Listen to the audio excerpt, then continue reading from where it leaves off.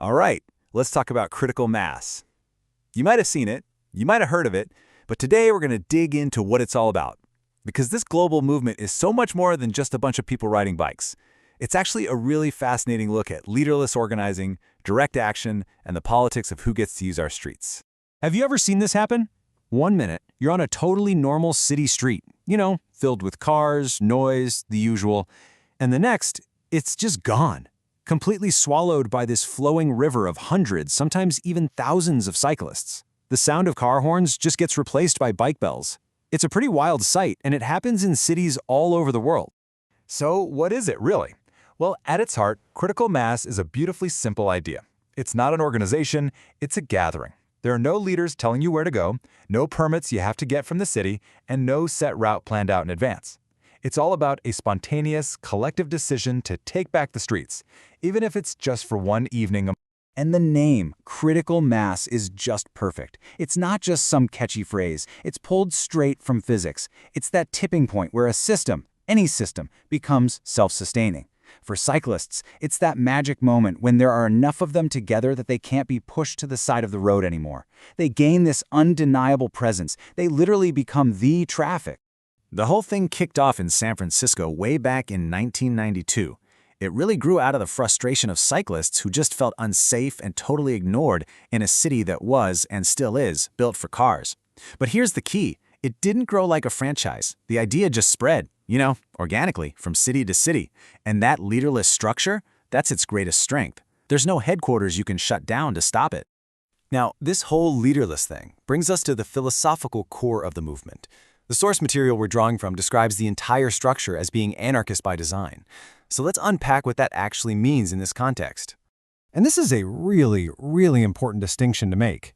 It's not saying every single person riding a bike identifies as an anarchist. You definitely don't need a political card to join in. It's about the structure of the ride itself, the way it works without any hierarchy or centralized authority. That's what reflects these core anarchist principles. So what do these principles look like in action, on the street? Well, the ride is leaderless and horizontal. Decisions about where to turn next are made by the group in the moment. It's an example of something called prefigurative politics. It's direct action because nobody's asking for permission. You see mutual aid as riders look out for each other. And at its core, it's a big, rolling rejection of a system built to put cars before people. Okay, let's zero in on that term, prefigurative politics, because it sounds kinda academic, but the idea is actually simple and pretty powerful. Instead of, say, writing letters to City Hall demanding safer streets, a critical mass ride just creates safer streets right then and there. For a few hours, it builds the world it wants to see. It's a temporary preview of a different reality. So, okay, besides the pure fun of riding with a huge group of people, what's the movement actually trying to do? What's the point? The source material lays out some really clear political and cultural goals. The first one is simple: visibility. In most cities, let's be honest, cyclists are often treated like they're invisible or worse, an annoyance. A mass ride makes the cycling community absolutely impossible to ignore. It's a huge, moving statement that just says, hey, we're here, we have a right to be on the road, and we deserve to be safe. The second goal is to go a step further and directly challenge the absolute dominance of the car. The ride forces everyone to ask a question that we almost never ask. Why do cars get automatic priority over everything and everyone else in our public spaces? It just completely disrupts the normal car-centric flow of a city. And that leads right into the third goal, which is all about reclaiming public space.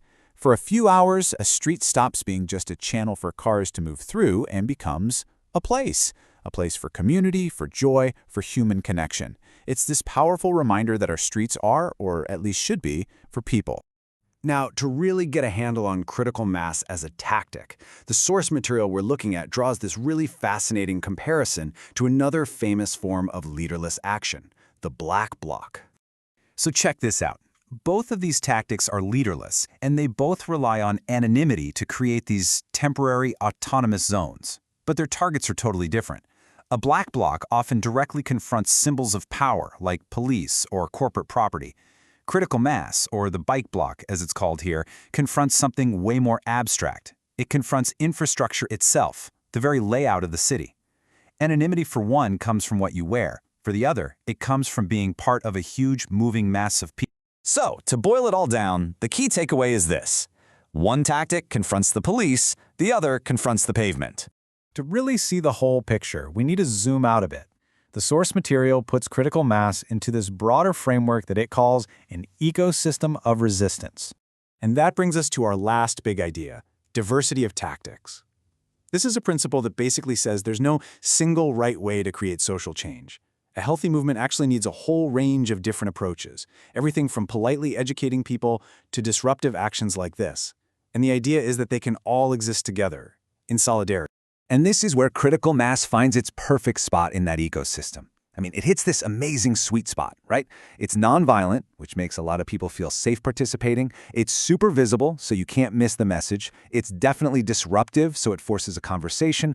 But maybe most importantly, it's accessible. It's a gateway, a powerful entry point for people who want to take direct action, but maybe aren't ready for something more confrontational. And that really gets to the very soul of what critical mass is. This quote just nails it. It's not a protest with signs asking to be heard. It's not a petition on wheels. It's just people, together, acting as if the streets already belong to them. It's a joyful, rolling embodiment of a different world, all based on the simple but pretty radical idea that our streets should belong to all of us.